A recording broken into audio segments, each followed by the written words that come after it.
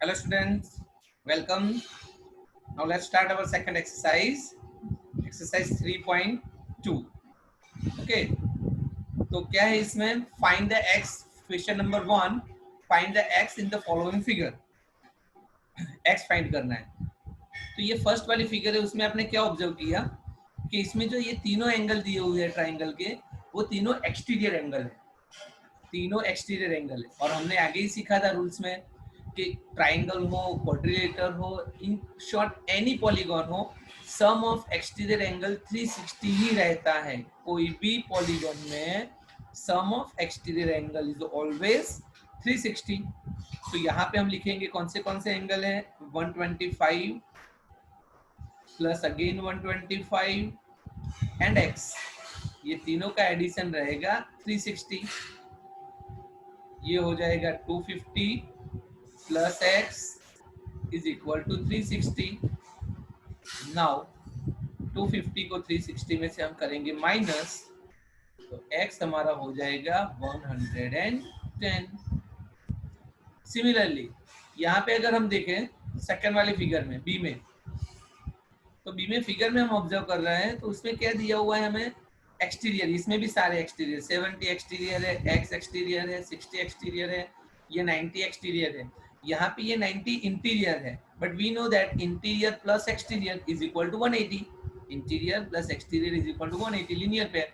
तो ये 90 है, तो ये वाले भाई साहब भी 90 ही हो जाएंगे. तो इसके हिसाब से अगर हम ये करने जाए तो पेंटागन है यहाँ पे, बट पेंटागन हो तो भी उसके एक्सटीरियर एंगल का सम तो 360 ही रहता है. तो कौन से एंगल है यहाँ पे हम स्टार्ट कर रहे हैं x से. x 70, then 90, then 60 and then again 90 is equal to 360. x इन सब हम करेंगे प्लस, तो 90 प्लस 90 180, 180 प्लस 60 240, 240 एंड 70 वो होगा 310 इज इक्वल टू 360. अगर मैं 310 को यहाँ से माइनस कर रहा हूँ तो मुझे आंसर मिलेगा 50. Okay, now let's see the next some. Question number 2. Find the measure of each exterior angle for the regular polygon. Regular polygon के लिए हमें एक्सटीरियर एंगल फाइंड करना है. ओके स्टूडेंट, तो हमारा एक फॉर्मूला है जो हम लिखेंगे. याद रखना फॉर्मूला को. Exterior angle is equal to 360 divided by n, where n is the number of side. मतलब अगर एक्सटीरियर एंगल फाइंड करना है और हमें साइड दी है तो हमें ऐसे मिलेगा. दूसरा, अगर इसको ऐसे लिखे number of side is equal to 360 upon exterior angle तो भी हमें मिल सकता है. और इंटीरियर और एक्सटीरियर का तो आपको पता ही है, इंटीरियर प्लस एक्सटीरियर 180 रहता है. तो इन शॉर्ट यहाँ पे तीन चीजें हुई, interior, exterior and number of side. अगर ये तीनों में से कोई भी एक चीज भी हमें दी हुई हो तो बाकी का हमें बाकी हम फाइंड कर सकते हैं यूजिंग दिस फॉर्मूला. ओके, तो स्टूडेंट ये याद रखेंगे. जैसे यहाँ पे हमारे पास क्या दिया हुआ है, हमें find the measure of each exterior. हमें एक्सटीरियर एंगल फाइंड करने के लिए बोला है, जबकि क्या दिया हुआ है, हमें नंबर ऑफ साइड दी हुई है. तो हम पहला वाला फॉर्मूला यूज करेंगे. Exterior angle is equal to 360 divided by n, number of side. तो 360 फर्स्ट में नंबर ऑफ साइड है 9, तो 9 4 जा, that means each exterior angle हो जाएगा 40. अगर उसमें सेकंड देखा जाए तो यही वाले फॉर्मूला में 360 डिवाइडेड में हम क्या रख देंगे 15, तो 15 2 जा एंड 4 जा, that means exterior angle of this polygon is 24 degree और पहले वाले का 40 degree. Third some, how many sides does a regular polygon have if the exterior angle, यहाँ पे हमें एक्सटीरियर एंगल दिया हुआ है, तो बिल्कुल यहाँ पे अभी नंबर ऑफ साइड फाइंड करने के है. तो हमारे पास फॉर्मूला क्या रहेगा, number of side is equal to 360 by exterior angle. तो 360 और एक्सटीरियर एंगल हमें कितना दिया हुआ है 24, तो 24 से इसको डिवाइड करेंगे, 24 1 जा एंड 5 जा, that means number of side हमारी हो गई 15। फोर्थ नंबर का जो सम है ये थर्ड था, उसमें पूछा है how many side that does a regular polygon have if the interior angles is 165। तो यहाँ पे हमें एक्सटीरियर दिया था, तो एक्सटीरियर के लिए तो सीधा फॉर्मूला है, बट इंटीरियर के लिए नहीं है। बट इंटीरियर से हमें एक्सटीरियर मिल सकता है, कैसे? क्योंकि हमारे पास फॉर्मूला था interior plus exterior is equal to 180। Interior plus exterior is equal to 180। तो इंटीरियर हमें दिया हुआ है 165, एक्सटीरियर एंगल हमें पता नहीं है, ये हो गया 180। तो 165 को 180 में से हम माइनस करेंगे तो ये हो जाएगा 15। तो यहाँ पे स्टूडेंट हमें एक्सटीरियर एंगल मिल गया, तो अभी नंबर ऑफ साइड मिल जाएगी। Number of side is equal to 360 upon exterior angle. तो 360 और एक्सटीरियर एंगल हमें कितना मिल गया? 15। तो 15 टू जा एंड 15 फोर जा। तो यहाँ पे number of side of this polygon is 24। Okay student, next sum fifth. तो फिफ्थ का ए है, is the possible have a regular polygon measure of each exterior angle is 22। मगर मतलब कि यहाँ पे पूछा है कि अगर किसी पॉलीगॉन का एक्सटीरियर एंगल 22 हो, ऐसा पॉलीगॉन रेगुलर पॉलीगॉन पॉसिबल है? तो देख लेते हैं। तो हम फॉर्मूला यूज करेंगे, number of side is equal to 360 divided by exterior angle. तो 360 को हम 22 से डिवाइड करेंगे। ओके, अभी ध्यान रखें कि जब भी आप डिवाइड करते हो तो यहाँ पे जो आंसर हमें मिलना चाहिए वो नेचुरल नंबर होना चाहिए, डेसिमल या फ्रैक्शन में नहीं होना चाहिए। क्यों? क्योंकि नंबर ऑफ साइड जो होती है वो हमारी always natural number and greater than 3 होता है, 3 और ग्रेटर देन 3। फिर से एक बार, जब भी आप ऐसे एक्सटीरियर एंगल दिया हुआ हो और नंबर ऑफ साइड आप फाइंड करो तो वो ऑलवेज ग्रेटर देन 2, यानी कि 3 और 3 से बड़ा होना चाहिए एंड नेचुरल होना चाहिए, तो ही ऐसा रेगुलर पॉलीगॉन पॉसिबल होता है। तो हम यहाँ पे इसको डिवाइड करते हैं, वो मिलेगा हमें 16.36। तो ये तो डेसिमल मिला, मतलब कि नंबर ऑफ साइड तो ऐसी पॉसिबल ही नहीं है, बिकॉज एन ऐसा आ ही नहीं सकता। तो इसलिए यहाँ पे लिखेंगे नो। क्या लिखेंगे? No, this is not possible that the exterior angle of regular polygon is 22। B है, उसमें पूछा है can it be a interior angle of a regular polygon and why? क्या इंटीरियर एंगल 22 हो, ऐसा पॉसिबल है?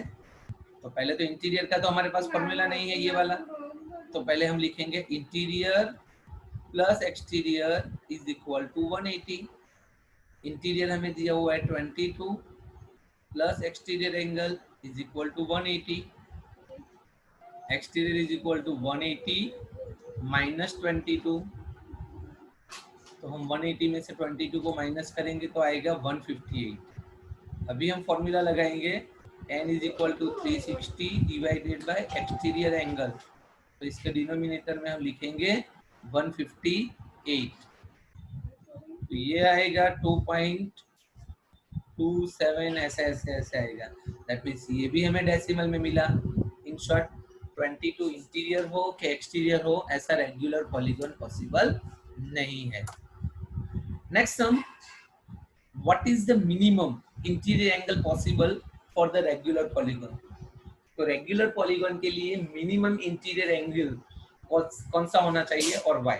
तो हमें पता है कि भी पहले तो रेगुलर पॉलीगॉन स्टार्ट कहाँ से होता है? ट्राइंगल से।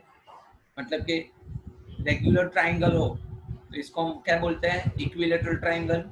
इक्विलेटरल के ट्राइंगल के तीनों एंगल सेम होते हैं। मान लो हम एक एंगल को लेते हैं x, तो x प्लस x, तीनों का एडिशन होगा 180।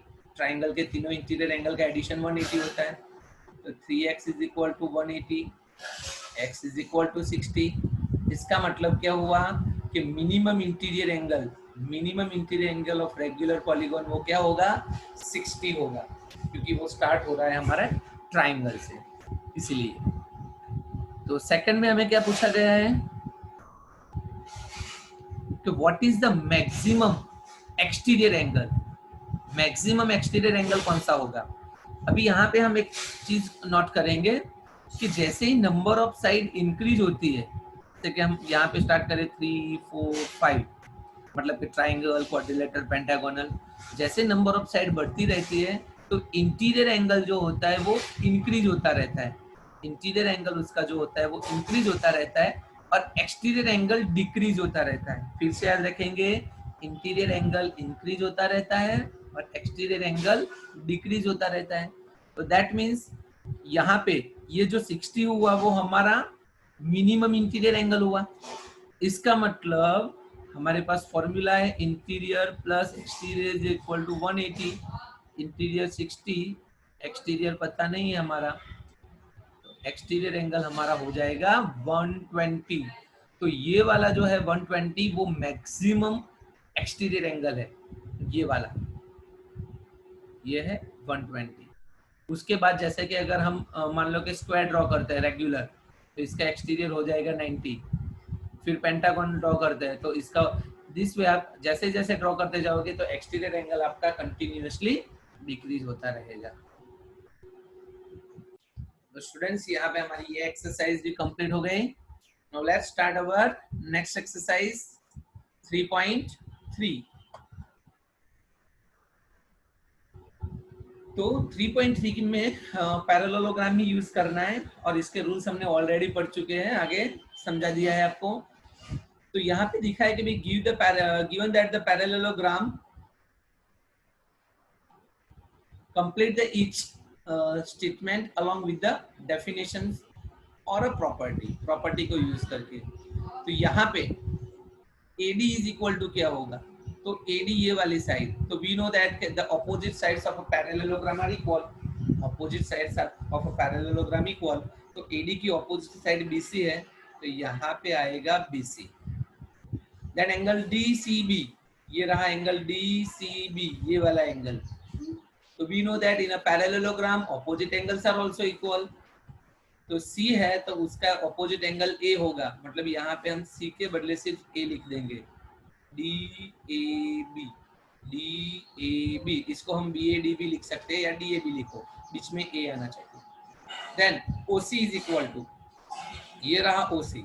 नेक्स्ट प्रॉपर्टी पैरेललोग्राम में थी कि भाई डायगोनल बाइसेक्ट ईच अदर, मतलब कि डायगोनल एक दूसरे को बाइसेक्ट करते हैं, मतलब ये पीस और ये पीस इक्वल होता है, तो OC तो यहाँ पे आएगा OA।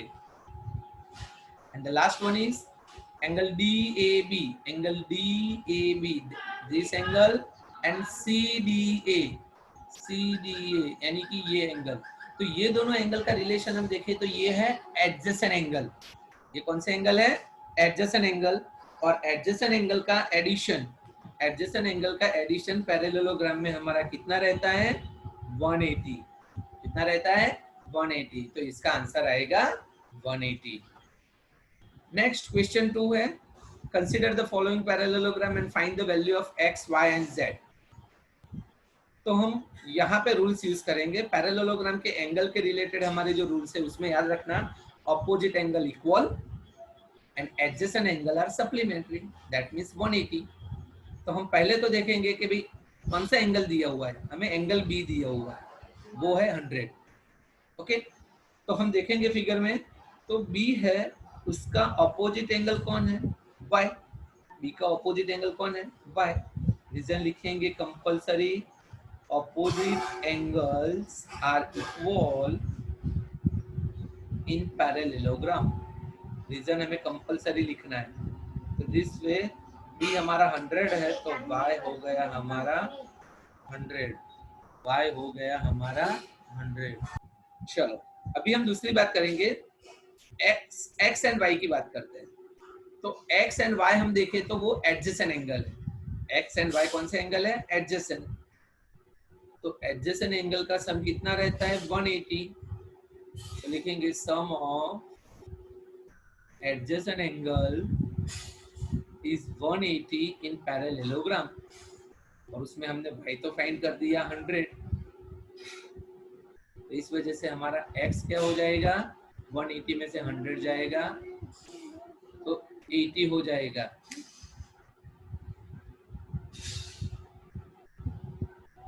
ओके, नाउ x का ऑपोजिट एंगल कौन है, z, यानी कि यहाँ पे हम लिखेंगे x is equal to z। Reason यही वाला लिखेंगे, opposite angles are equal in parallelogram. तो एक्स तो हमने फाइंड कर दिया 80, इसका मतलब हमारा जेड भी क्या हो गया 80 हो गया। ओके स्टूडेंट, चलो यहाँ पे अभी हम बात करते हैं सेकंड वाले सम की। तो यहाँ पे एंगल दिया हुआ है हमें 50, तो 50 का एडजेसेंट कौन है y, तो हम सीधा लिखेंगे y plus 50 is equal to 180। Reason क्या लिखेंगे, ये वाला sum of adjacent angle is 180, तो y is equal to 130। 50 minus कर देंगे, y का ऑपोजिट एंगल कौन है, x है, तो y इज इक्वल टू हम लिखेंगे x। रीजन क्या लिखेंगे, opposite angle are equal in parallelogram, इसका मतलब x भी हो गया हमारा 130। अभी बात करेंगे z। अभी z है वो हमारा एक्सटीरियर एंगल है। तो आपने 7th स्टैंडर्ड में पढ़ा हुआ था, एक बार फिर से आपको याद करवा रहा हूँ कि जब भी दो पैरेलल लाइन और उसमें अगर कोई ऐसे ट्रांसवर्सल इंटरसेक्ट करे दोनों को, तो ये जो बना हमारा वो z बना, अल्टरनेट इंटीरियर एंगल, और ये उल्टा z बन रहा है, ये भी अल्टरनेट इंटीरियर एंगल। तो alternate interior angles are always equal, alternate interior angles are always equal. तो यहाँ पे y एंड z जो बन रहे हैं, देखो यहाँ पे पैरेललोग्राम है, तो ये दोनों लाइन तो पैरेलल होगी, ऑब्वियसली पैरेलल होगी, तो पैरेलल और ये ट्रांसवर्सल हो जाएगी, इसकी वजह से ये इक्वल हो जाएगा। तो हम सीधा यहाँ पे लिखेंगे y is equal to z। Reason में कंपलसरी लिखना पड़ेगा अल्टरनेट इंटीरियर एंगल। अभी y तो हमने फाइंड कर दिया 130, तो उसकी वजह से हमारा z भी कितना हो गया 130 हो गया। नेक्स्ट सम थर्ड, चलो इसमें हम देखेंगे, यहाँ पे स्टूडेंट ये 30 का एंगल दिया हुआ है हमें। ओके, ये x और ये दोनों वर्टिकली ऑपोजिट एंगल है। वर्टिकली ऑपोजिट किसको बोलते हैं हम, जब ऐसे कोई दो लाइन इंटरसेक्ट होती है एक दूसरे को, तो उसके जो सामने सामने वाले एंगल होते हैं उसको हम बोलते हैं वर्टिकली ऑपोजिट एंगल। क्या बोलते हैं, वर्टिकली ऑपोजिट एंगल। ओके, तो यहाँ पे x सीधा लिख देंगे हम 90, क्योंकि x का ऑपोजिट वर्टिकली ऑपोजिट एंगल 90 है।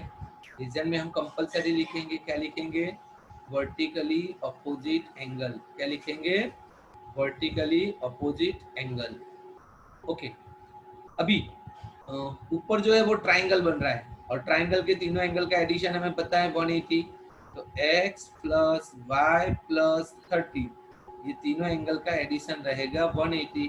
रीजन में लिखेंगे एंगल सम प्रॉपर्टी। क्या लिखेंगे, एंगल सम प्रॉपर्टी। उसमें x हमारे पास है 90, y हमें ढूंढना है 30 इज इक्वल टू 180। ये दोनों का सम क्या रहेगा 120, वो 120 को यहाँ पे मैं माइनस कर रहा हूँ, तो y हो जाएगा हमारा 60। तो y मिल गया, x मिल गया। अभी हमें फाइंड करना है z। तो जो अभी हमने आगे वाले सम में आपको जो रूल्स बताया वैसा देखो, ये दो लाइन पैरेलल और ये उसका ट्रांसवर्सल, मतलब कि z बन रहा है। तो ये वाली फिगर में भी आप देखें, तो यहाँ पे भी ये देखो, ये और ये z बन रहा है, इसका मतलब ये दोनों एंगल इक्वल हो गए। तो यहाँ पे y था और नीचे z था, तो सीधा हम लिखेंगे y is equal to z। Reason में कंपलसरी लिखना है हमें alternate interior angle.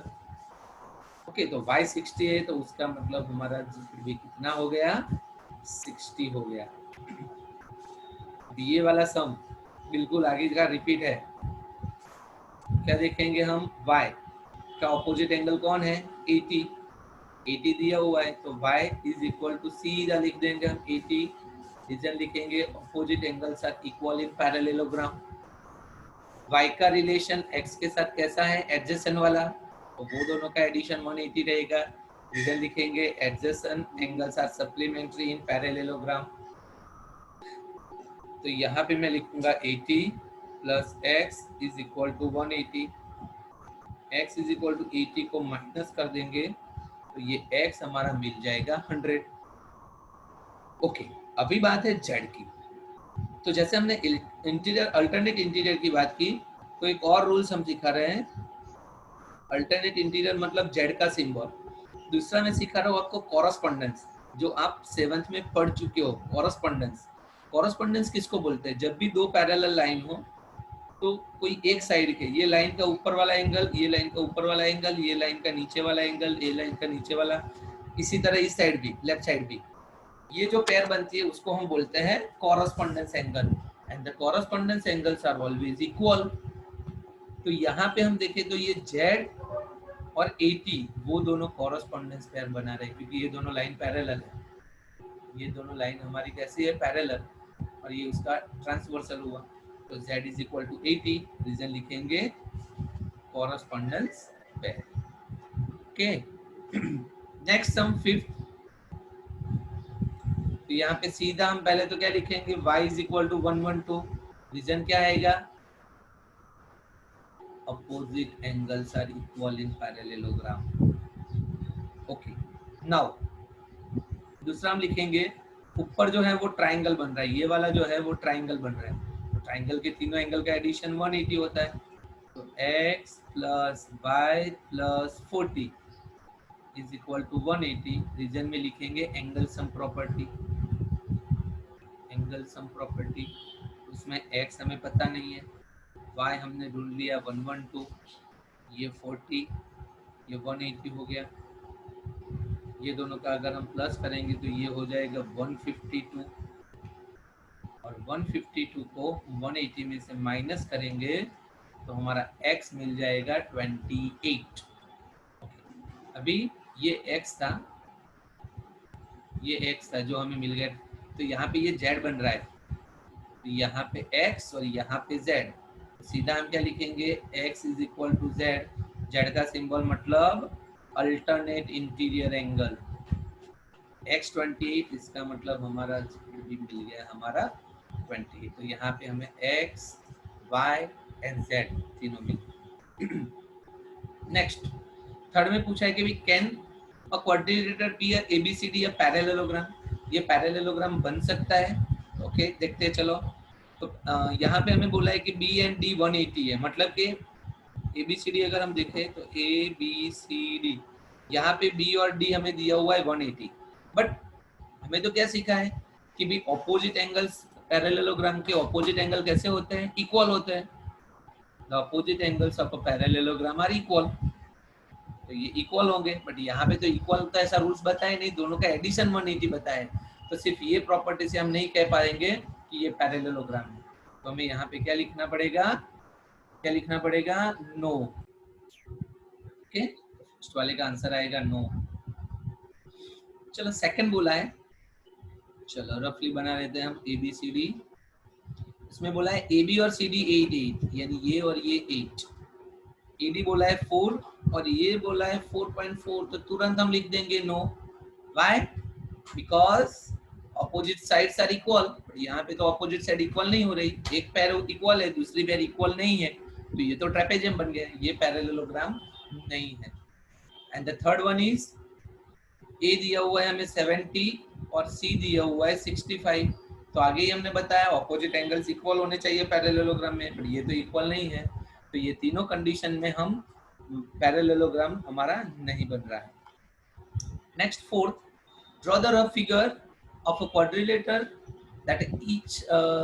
that is not a parallelogram but exactly two opposite angles are equal।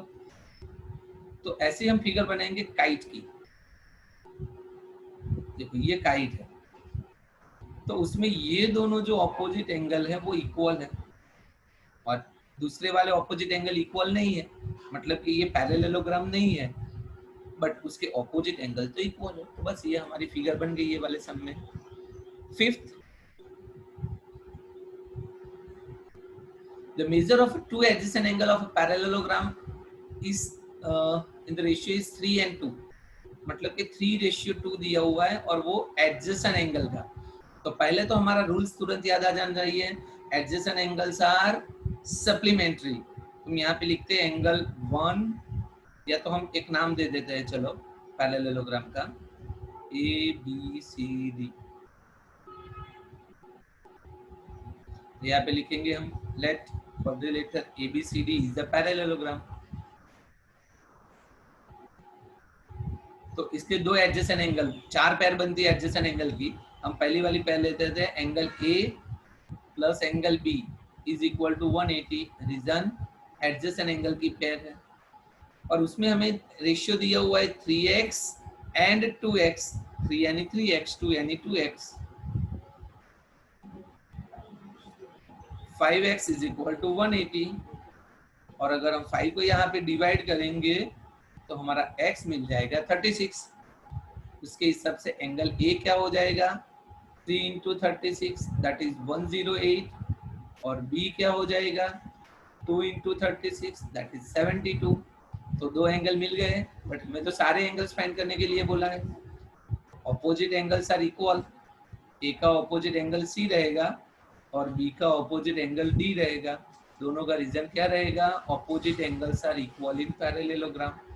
तो ए 108 है तो उसका मतलब सी भी 108 हो गया और बी 172 है तो उसका मतलब डी भी कितना हो गया 72 हो गया। Okay student, now next six some, two adjacent angles of a parallelogram have an equal measure। बिल्कुल आगे वाले जैसा है बट उसमें रेशियो 3:2 दिया हुआ था, यहाँ पे इक्वल रेशियो दिया हुआ है।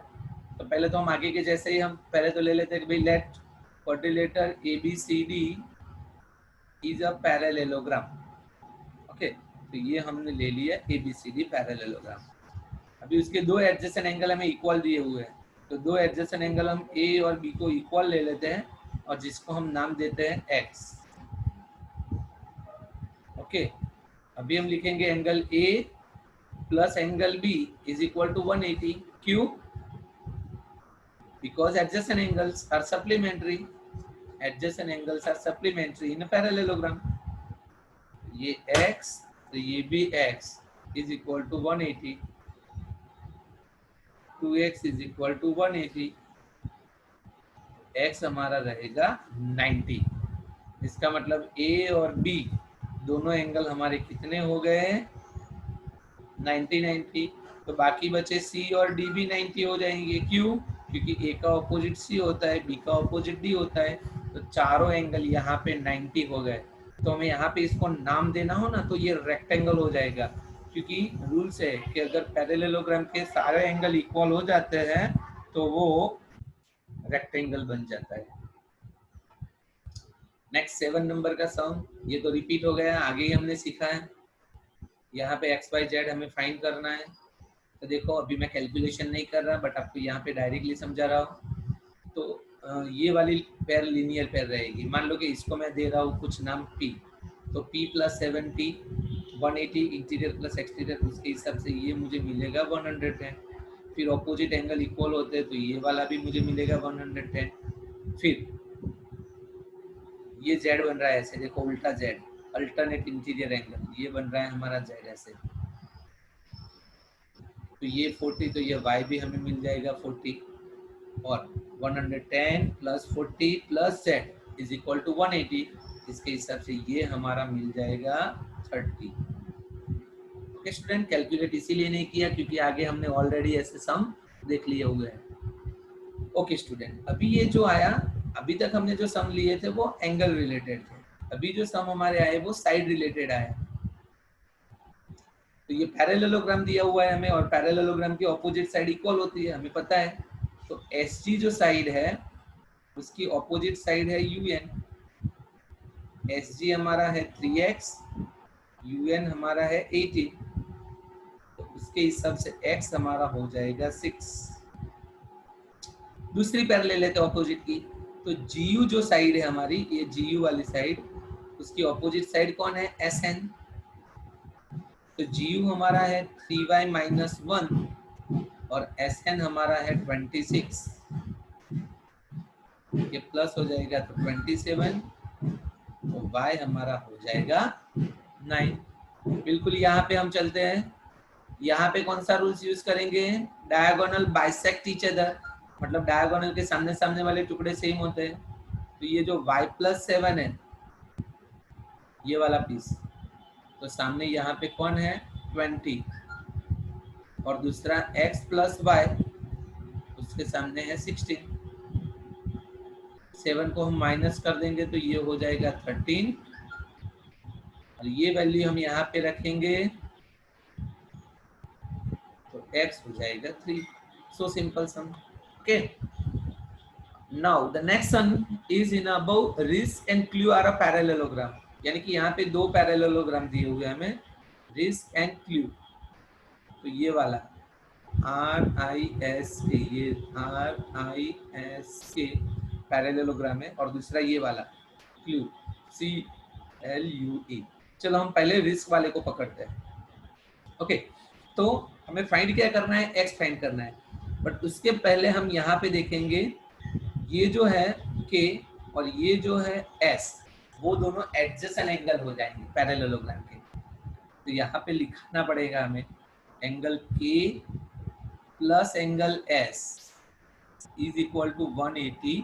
क्या लिखेंगे, adjacent angle of RISK parallelogram.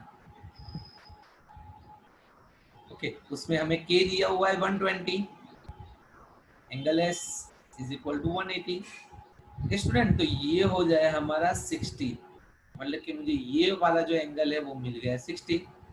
बिल्कुल दूसरी हम बात कर रहे हैं दूसरे वाले पैरेललोग्राम की. जो एंगल L है उसका ऑपोजिट एंगल हमें दिया हुआ है E. रीजन लिखेंगे ऑपोजिट एंगल ऑफ क्लू, और ऑपोजिट एंगल इक्वल रहते हैं. तो L 70 है, उसका मतलब एंगल E जो है वो भी हमारा हो गया 70. ये वाला एंगल भी अंदर 70 हो गया. Now angle sum property use करेंगे. ट्राइंगल के तीनों एंगल का एडिशन क्या रहता है, 180. तो ये वाला जो ऊपर वाला छोटा सा ट्राइंगल बन रहा है, ये वाला हम देखेंगे ट्राइंगल.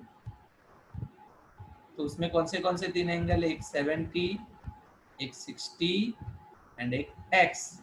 ये तीनों का एडिशन कितना रहेगा, 180.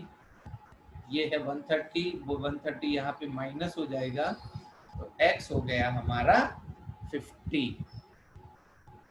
Now next sum, explain how this figure is trapezium and which of its two lines are parallel. हमें एक्सप्लेन करना है कि यहाँ पे ये ट्रेपेजियम क्यों है. तो हमें पता है ट्रेपेजियम की सिर्फ एक ही पैर पैरेलल होती है. मान लो कि मैं अगर ऐसा ट्रेपेजियम ड्रॉ कर रहा हूँ तो उसकी सिर्फ एक ही पैर पैरेलल होती है. बट ये जो पैर पैरेलल होती है, इसके ये दोनों एंगल और ये दोनों एंगल का एडिशन 180 रहता है. इसका रीजन हम लिख सकते हैं इंटीरियर एंगल. पैरेलल लाइन के जो दो इंटीरियर एंगल होता है वो सप्लीमेंट्री होता है, तो वो दोनों का एडिशन 180 होना चाहिए. तो यहाँ पे हमें लिखा दिया हुआ है M एंगल और L एंगल 100 एंड 80, वो हो गया 180. तो बाकी वाले जो दो एंगल है N और K, एंगल N और एंगल K, वो भी 180 हो जाएंगे. क्यों, क्योंकि क्वाड्रिलेटर के चारों एंगल का एडिशन 360 रहता है.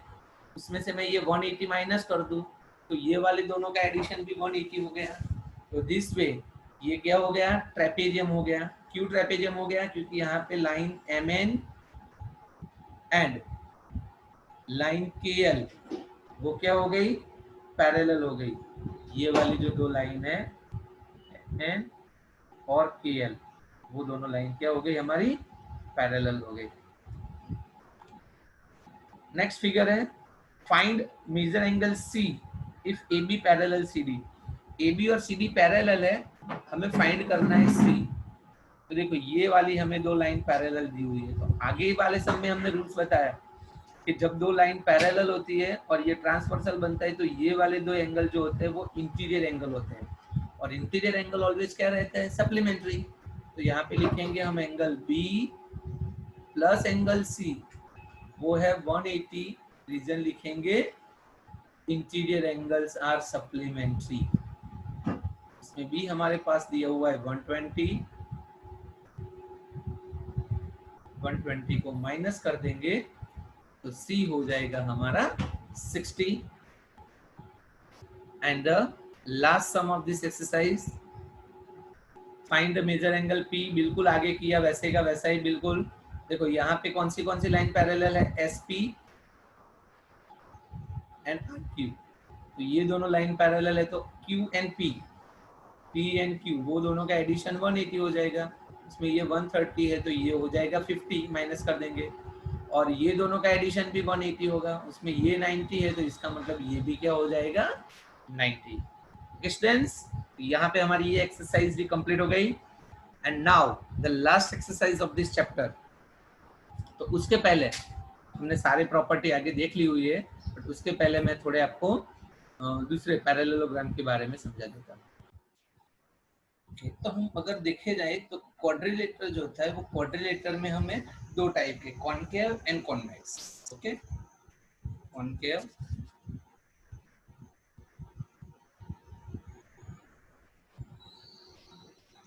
And convex. अगर कॉन्वेक्स में हम देखें तो एक आएगा पैरेललोग्राम, एक आएगा काइट, और एक आएगा ट्रेपेजियम। काइट के बारे में हमने आगे बताया हुआ था ऑलरेडी, फिर भी एक बार समझा देता हूँ। भी ये है काइट जिसकी एडजेसेंट साइड इक्वल होती है। प्रॉपर्टी याद रखना, काइट जो होता है उसकी एडजेसेंट साइड इक्वल होती है, और उसके जो डायगोनल होते हैं वो 90 डिग्री पर इंटरसेक्ट करता है, नॉट अ बाइसेक्ट, क्योंकि ये सिर्फ ये वाले दो टुकड़े ही सेम होते हैं, ये ऊपर नीचे वाला सेम नहीं रहता, इसलिए हम सिर्फ इंटरसेक्ट वर्ड यूज करेंगे।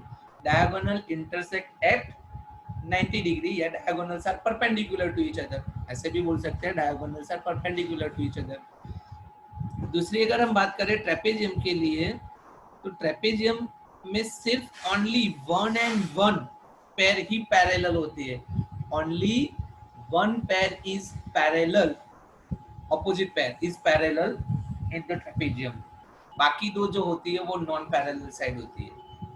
तो आगे हमने सम देखा, उसमें समझा ये दोनों का एडिशन 180 और ये दोनों का एडिशन 180। फिर पैरेललोग्राम के बारे में आपको तो समझा दिया हुआ है, फिर भी रिपीट हम कर रहे हैं। Opposite sides are equal, opposite angles are equal and adjacent angle are supplementary, मतलब उनका सम एडिशन अरे 180, और diagonal bisect each other, diagonal bisect यानी ये दोनों इक्वल और ये दोनों इक्वल रहता है। Okay, now the point is parallelogram जो होता है उसके हमें और तीन पार्ट है हमारे। जो फर्स्ट वन है वो रेक्टेंगल है। तो यहाँ पे हमने पैरेललोग्राम की प्रॉपर्टी क्या देखी, opposite sides are equal. Second property देखी, opposite angles are equal. Adjacent angle are supplementary.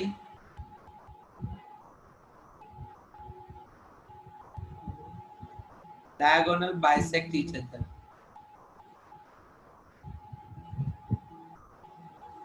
मतलब कि पैरेललोग्राम का ये टाइप है रेक्टेंगल। तो अगर हमें सेंटेंस ऐसे बोला जाए कि इफ, मैं लिख रहा हूं ध्यान से, ये वाले पॉइंट पर नोट करना थोड़ा, if all angles of parallelogram are equal, then it is rectangle. If all angles of a parallelogram are equal, then it is a rectangle.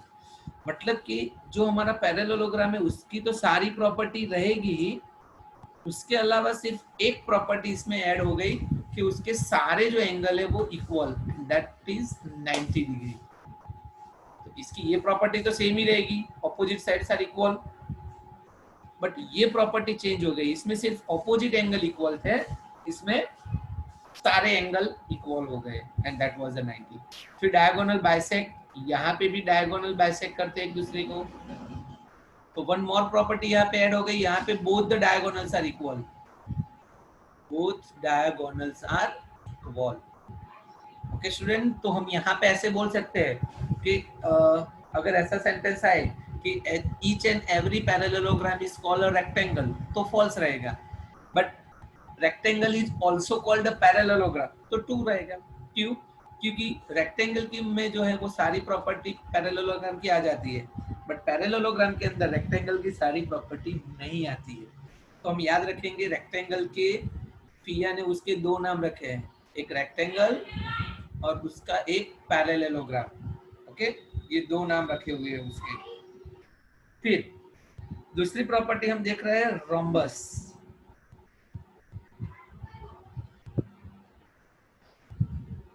दूसरी प्रॉपर्टी हम देख रहे हैं रोम्बस। तो जैसे ये सेंटेंस था वैसे मैं एक और सेंटेंस लिख रहा हूं, if all sides if all sides of parallelogram are equal then it is a rhombus। तो इसमें क्या हुआ, ये प्रॉपर्टी चेंज हो गई, ये प्रॉपर्टी सेम रहेगी, adjacent angle opposite angles are equal and adjacent angles are supplementary, वो प्रॉपर्टी सेम रहेगी।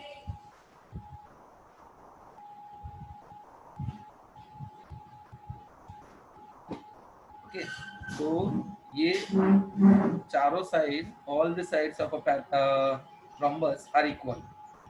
पैरेललोग्राम में सिर्फ ऑपोजिट साइड इक्वल थी और इसमें चारों साइड इक्वल हो गई। बाकी ये वाली जो प्रॉपर्टी एंगल वाली वो सेम ही रहेगी कि भाई opposite angles are equal and adjacent angle are supplementary. दूसरा एक चेंज हुआ डायगोनल में, डायगोनल बाइसेक्ट ईच अदर तो होते ही है, but they bisect each other at 90। ये एक नया पॉइंट ऐड हुआ। रेक्टेंगल या पैरेललोग्राम में डायगोनल 90 पर इंटरसेक्ट नहीं करते हैं, बट यहाँ पे डायगोनल ये चारों एंगल 90 हो जाते हैं। तो ये चेंज हुआ, मतलब रम्बस के भी दो नाम हो गए, rhombus and parallelogram. And the last one is square. तो स्क्वायर में हम देखा जाए तो सिर्फ एक ही प्रॉपर्टी लिखेंगे, एक ही प्रॉपर्टी, क्या, all the properties of parallelogram, rectangle and square, sorry, and rhombus, all the properties of parallelogram, rectangle and rhombus।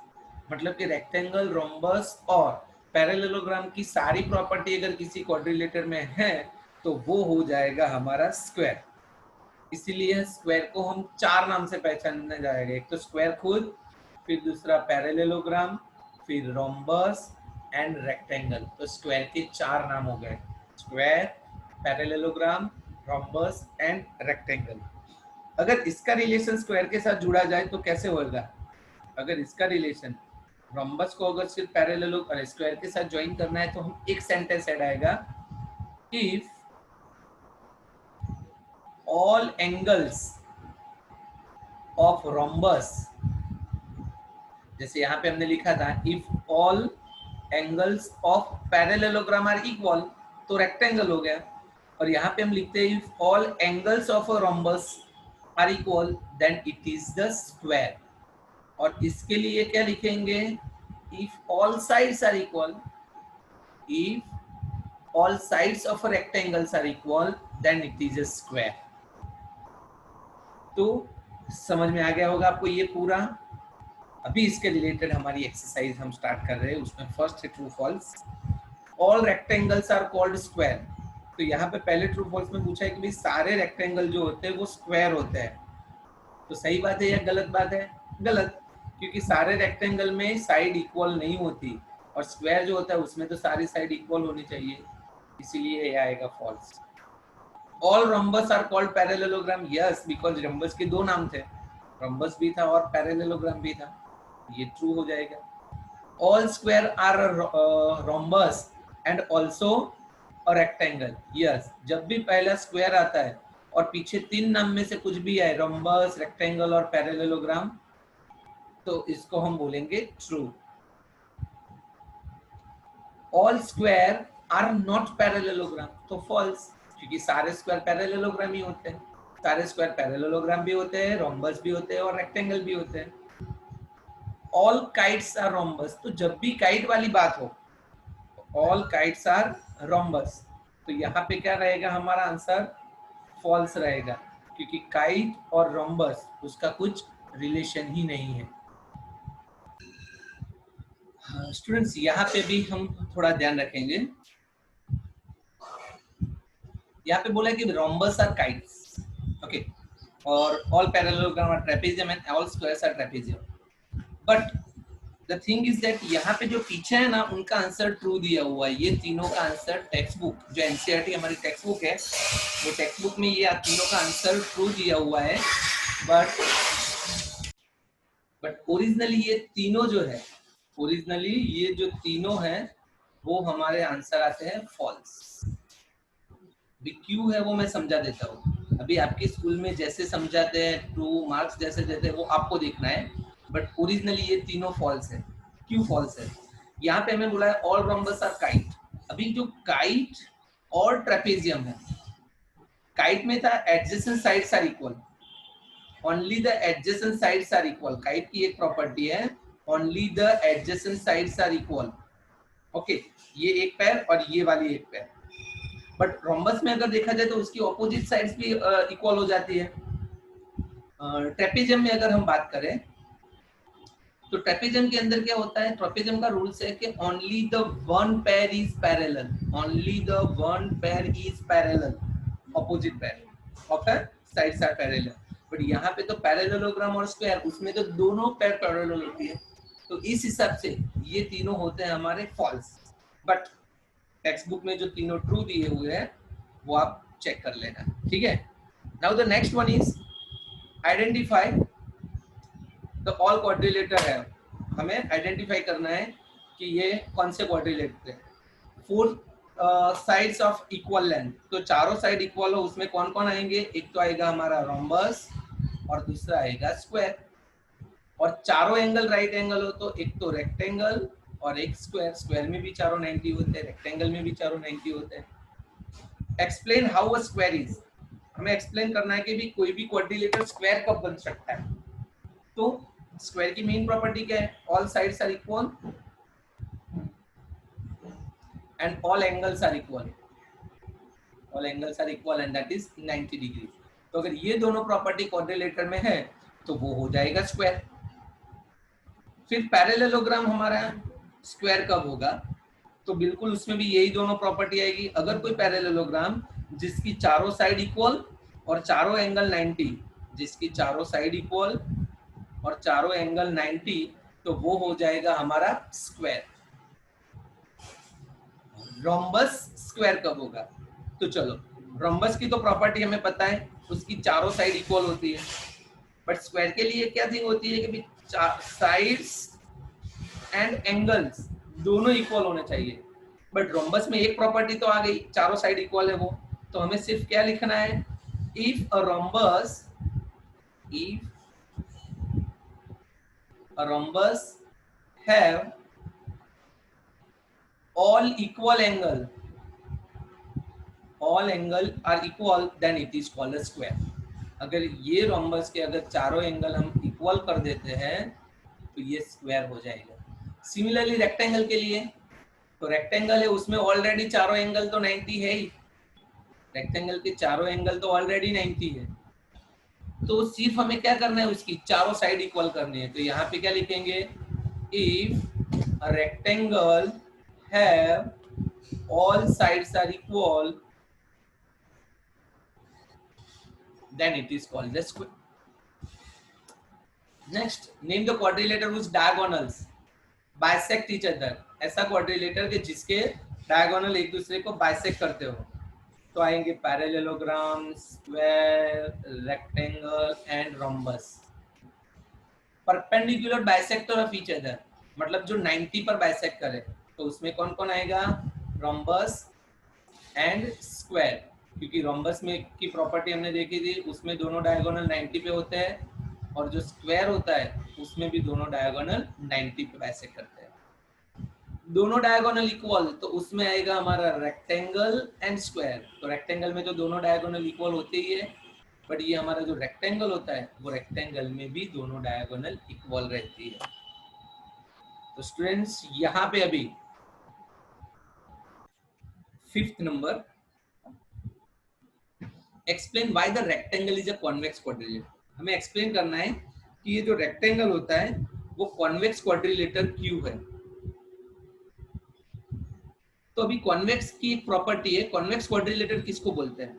उसके पहले कॉनकेव समझते हैं कि जो कॉनकेव होता है उसके दोनों डायगोनल हैं। फॉर एग्जांपल ये क्वाड्रिलेटर है, तो उसका एक डायगोनल इनसाइड है और दूसरा जो है वो एक्सटीरियर है। मान लो कि कोई और मैं ड्रॉ कर रहा हूँ, ये मैंने कॉनकेव पॉलीगॉन ड्रॉ किया, तो इसके दूसरे सारे डायगोनल जो होंगे वो अंदर के साइड रहेंगे, बट एक जो है डायगोनल वो बाहर रहता है। तो कॉनकेव में ये प्रॉपर्टी याद रखनी है कि अगर एक भी डायगोनल एक्सटीरियर होता है, बाहर के साइड होता है, तो वो हो जाता है हमारा कॉनकेव। और कॉन्वेक्स मतलब उसके जितने भी जो पॉलीगॉन हो, वो पॉलीगॉन के जितने भी डायगोनल हो, वो इंटीरियर के साइड हो, तो वो हो जाता है हमारा convex.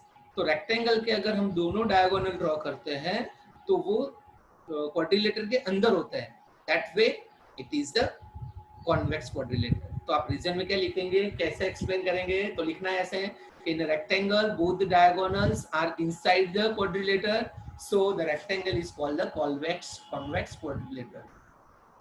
Next question 6 and the last question of this exercise. ABC is a right angle triangle. चलो हम एक right angle triangle, सॉरी फिर से फिगर बना रहा हूं मैं, ये ABC जो है हमारा वो right angle triangle है, and O is the midpoint of the side opposite to the right angle. हमने right angle B को लिया है, उसकी opposite यानी hypotenuse, और hypotenuse का जो मिड पॉइंट है वो हमें दिया हुआ है O of the side of opposite right angle. Explain why O is at equidistance from A, B and C. मतलब कि हमें एक्सप्लेन करना है कि भी जो O है ना वो A से, C से एंड D से, ये तीनों से इक्वल डिस्टेंस पर है। तो वो एक्सप्लेन करने के लिए पहले तो हम यहाँ पे एक डॉटेड लाइन करके इसको हम रेक्टेंगल कंप्लीट कर देते हैं। तो पहले लिखेंगे इधर let complete the rectangle by taking point D लेके उसको रेक्टेंगल को कंप्लीट करें। ओके, तो रेक्टेंगल की दोनों डायगोनल यहाँ पे AC एंड BD दोनों इक्वल है, क्यू डायगोनल ऑफ रेक्टेंगल, और हमारी प्रॉपर्टी में है कि रेक्टेंगल की दोनों डायगोनल कैसी रहती है, इक्वल। ओके, अभी दूसरा भी होता है कि रेक्टेंगल में diagonal bisect each other. The other next property of a rectangle is diagonal bisect each other. मतलब कि AC के अगर दो पार्ट करोगे तो AO एंड OC वो दोनों इक्वल रहते हैं, और BD के जो दो पार्ट करोगे आप BO एंड OD वो भी इक्वल रहते हैं। तो यहाँ पे आपने देखा कि AO equal to OC equal to OB आया। इसका मतलब क्या हुआ कि O इज एट, तो फिर लिखेंगे yes O is at equidistance from A, B and C। Students, तो यहाँ पे हमारा ये चैप्टर हो गया कंप्लीट।